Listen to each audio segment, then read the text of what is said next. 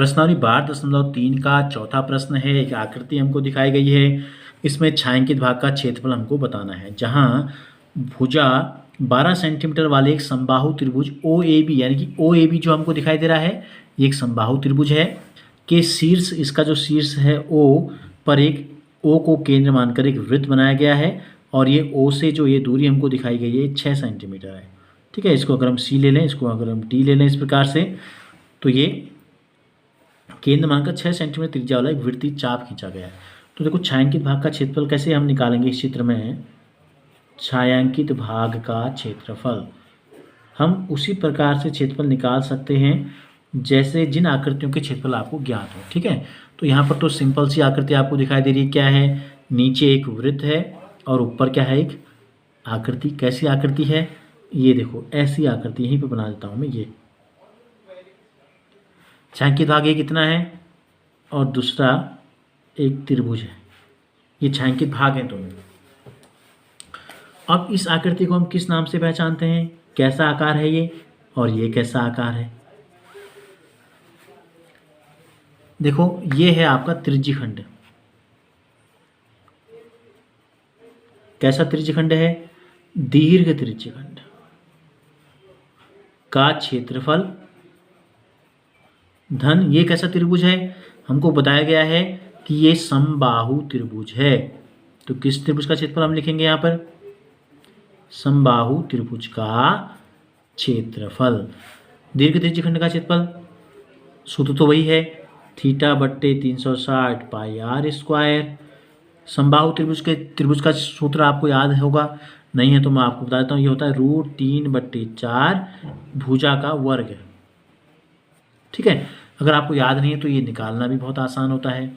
अब थीटा का मान कितना होगा, देखो ये चूंकि एक समबाहु त्रिभुज है, चूंकि त्रिभुज जो है एक समबाहु त्रिभुज है, और समबाहु त्रिभुज का क्या होते हैं, तीनों भुजाएं बराबर और तीनों कोण बराबर होते हैं। तो तीनों कोण बराबर होते हैं, तो तीनों कोण होते हैं 60-60 अंश के। देखो 60, 60 120 और 60 180।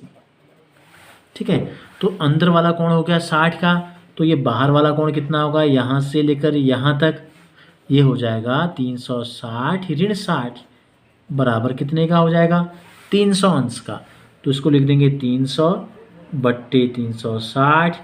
पाई का कुछ मान नहीं दिया तो 22/7, और त्रिज्या हमको यहाँ दी गई है कितनी है, 6 सेंटीमीटर। तो 6 × 6 धन √3/4 भुजा का वर्ग, और हमको ये दिया है कि इस समबाहु त्रिभुज की जो भुजा है ये 12 सेंटीमीटर है। तो 12 सेंटीमीटर × 12 सेंटीमीटर, यहाँ भी 6 सेंटीमीटर × 6 सेंटीमीटर है।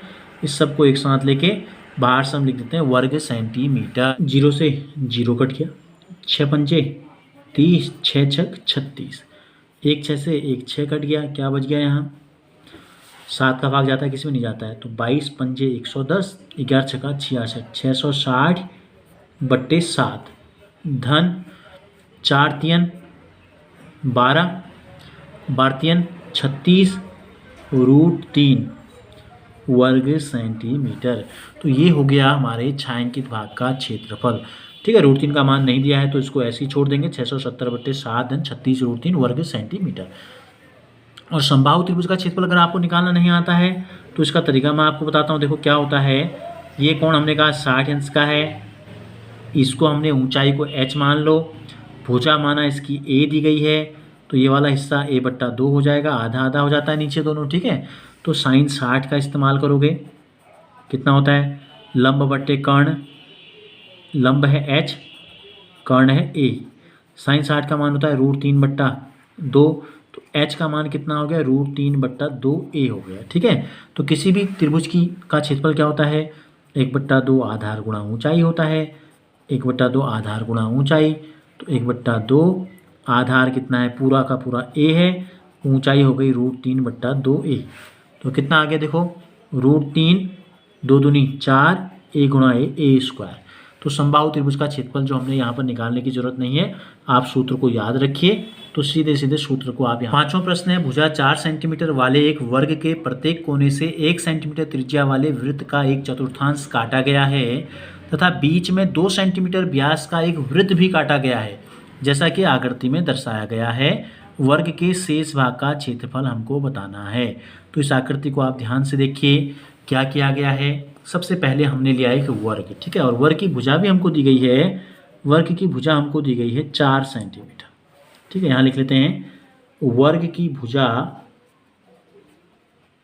हमको दी गई है 4 सेंटीमीटर। फिर क्या किया, इसके चारों कोनों से, ए कोने से, बी कोने से, सी कोने से, डी कोने से 1 सेंटीमीटर त्रिज्या का ये एक कोना काट लिया गया है। वृत्त का एक चतुर्थांश क्या काटा गया, ये 1-1 सेंटीमीटर की दूरी है ये, तो एक चतुर्थांश काटा गया। चारों कोनों से 4 चतुर्थांश काट लिए गए और इसके बीच में से 2 सेंटीमीटर व्यास का एक वृत्त काटा गया। तो ये पूरी का व्यास 2 है, तो त्रिज्या कितनी हो जाएगी, ये हो जाएगी त्रिज्या 1 सेंटीमीटर। तो जो हिस्सा बचा, जो कि आपको छायांकित दिखाई दे रहा है, इसका क्षेत्रफल हमको बताना है। तो कैसे निकालेंगे, पहले इस पूरे वर्ग का क्षेत्रफल, देखो छायांकित भाग का क्षेत्रफल आपको बताना है, तो सीधे हम लिख लेते हैं छायांकित भाग का क्षेत्रफल। क्या सबसे पहले क्या करेंगे, सबसे पहला काम है वर्ग का क्षेत्रफल निकालेंगे, यानी कि पूरे का पूरा वर्ग ने कितनी जगह घेरी है, वर्ग का क्षेत्रफल। फिर इस कोने को काट देंगे, फिर इस कोने को, फिर इस कोने को, इस कोने को, या इस चतुर्थांश को, इस चतुर्थांश को। अब चतुर्थांश का जो आकार है कैसा है, देखो त्रिज्यखंड के आकार का है। तो ऋण चारों चतुर्थांशों का क्षेत्रफल लिखा है, या एक एक करके भी लिख सकते हैं। ऋण चारों चतुर्थांशों का क्षेत्रफल लिख देते हैं। चारों चतुर्थांशों का आकार क्या है, बिल्कुल एक जैसा है। तो एक एक करके चारों निकाल दिए हमने, और फिर बीच वाले को भी अगर हम निकाल के फेंक दें तो हमारे पास केवल और केवल बचेगा ये छायांकित भाग। बीच में क्या है, बीच में है वृत्त, तो वृत्त का क्षेत्रफल ये हमें करना पड़ेगा। तो देखो वर्ग का क्षेत्रफल क्या होता है, वर्ग का क्षेत्रफल होता है भुजा गुणा भुजा, ठीक है। वर्ग की भुजा हमको पता है, तो हम इसमें लगा देंगे ऋण चारों चतुर्थांश, 4 के 4 एक जैसे हैं, तो चारों को या तो 4 बार जोड़ो या 4 से गुणा कर देते हैं सीधे। तो 4 गुणा 1 चतुर्थांश का क्षेत्रफल। चारों का क्षेत्रफल कैसे निकलेगा, जब हम 1 चतुर्थांश का क्षेत्रफल निकालेंगे और उसमें से को 4 से गुणा कर देंगे। ऋण वृत्त का क्षेत्रफल, वृत्त का क्षेत्रफल कितना होता है, पाई आर स्क्वायर। आर कितना है, यहाँ से यहाँ तक आर है, यानी कि 1 सेंटीमीटर का है। तो भुजा कितनी दी गई है, 4 सेंटीमीटर, तो क्या कर देंगे 4 सेंटीमीटर गुणा 4 सेंटीमीटर, ये हो गया वर्ग का क्षेत्रफल। 4 गुणा 1 चतुर्थांश का क्षेत्रफल, किसका चतुर्थांश, वृत्त का चतुर्थांश। क्या लिखा है, सीधे सीधे लिखा है वृत्त का चतुर्थांश लिखा है, ये देखो वृत्त का चतुर्थांश। तो वृत्त का चतुर्थांश का मतलब वृत्त का चौथा भाग। अगर हम चाहें तो हम त्रिज्यखंड के क्षेत्रफल का सूत्र भी इसमें लगा सकते हैं, क्योंकि इसका जो आकार है वो ऐसा है, देखो त्रिज्यखंड के आकार का है, और वर्ग का प्रत्येक कोना होता है 90 अंश का। लेकिन हमको यहाँ पर इसकी ज़रूरत नहीं है, क्यों, क्योंकि हमको पता है कि वृत्त का चौथा हिस्सा है और वृत्त की त्रिज्या हमको पता है 1 सेंटीमीटर है।